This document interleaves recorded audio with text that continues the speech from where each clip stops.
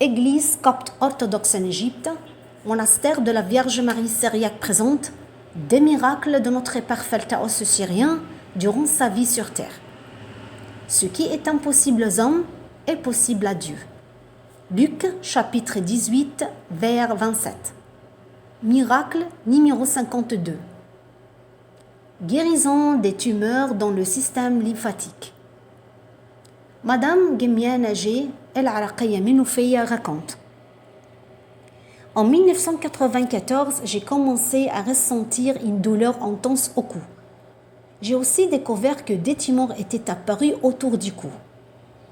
Le 11 juin de la même année, je me suis rendue chez Dr Abdelaziz, chirurgien spécialiste à l'hôpital Hermel de Monofei. Il s'est attendu à la présence de tumeurs malignes, cancer, au niveau des ganglions lymphatiques. Il a également demandé qu'une radiographie soit réalisée pour déterminer précisément la localisation de la tumeur. Une opération chirurgicale soit réalisée pour enlever les tumeurs situées du côté droit du cou. L'opération a été terminée et les tumeurs ont été retirées. Puis, j'ai apporté un échantillon au laboratoire d'analyse du docteur Elia Ishaq au Caire. Il a confirmé qu'il y avait bien une tumeur maligne.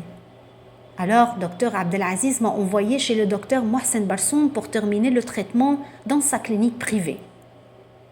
Après que son Excellence ait procédé à un examen complet, il m'a envoyé à l'Institut national du cancer en effectuant diverses radiographies et des tests.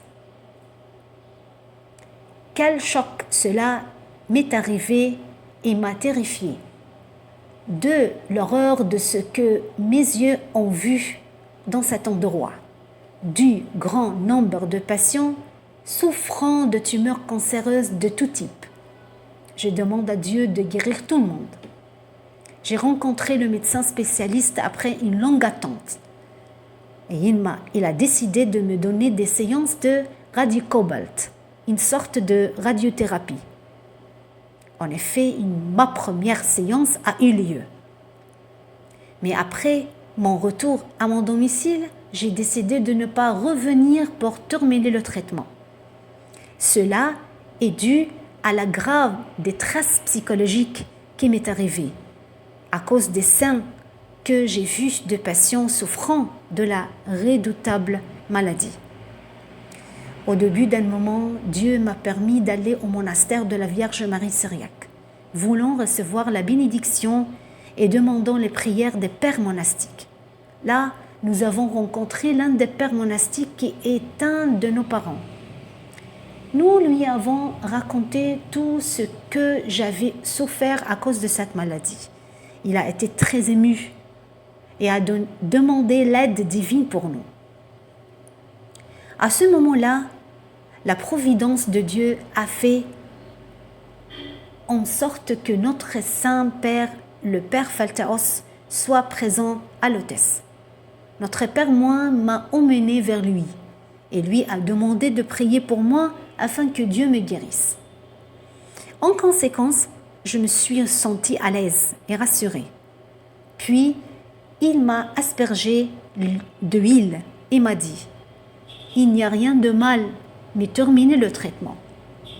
Puis, il m'a béni et je suis partie en paix. Une fois notre voyage terminé, je suis rentrée chez moi pleine de confort, de paix et d'espoir de guérison. J'ai obéi à ses paroles et je suis allée terminer les séances de traitement au cobalt radioactif.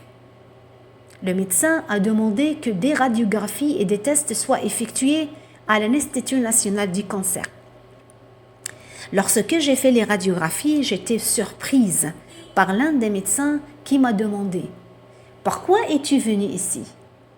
Alors je lui ai expliqué l'histoire de ma maladie et lui ai montré les radiographies et les tests précédents.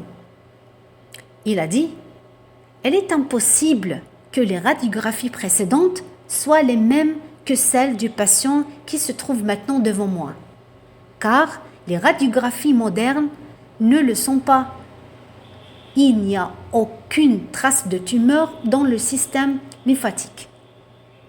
J'étais donc certain que le miracle s'est produit. Je remercie Dieu d'être maintenant en très bonne santé. Et je remercie Dieu qui m'a accordé la guérison avec les bénédictions et les prières de notre épin, Saint-Père Phaltaos le Syrien. Que sa sainte bénédiction s'étende à tous. Amen.